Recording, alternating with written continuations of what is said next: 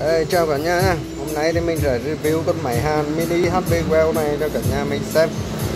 Viên hàn 2,5 ly 2.5. Em thì không phải thợ hàn cho nên là nếu như mà có hàn xấu ấy thì các bác thợ là dùng bỏ qua chứ nha. Tại vì em chỉ test máy cho các bác xem về công suất cái sức làm việc của nó thôi. Cái này là em chưa vặn hết đâu, em chỉ mới vặn 170, 180 thôi. Con này thì phù hợp với các bác làm gia đình hoặc công trình nhỏ như quảng cáo mái che rồi thì mình leo trèo trên cao mình có thể đéo ở bên hông luôn. Mình hàn mình đi kéo 2.5 kéo ngọt ngào luôn. Còn mỗi hàn thì chắc em phải đi học hàn thì mình đấy.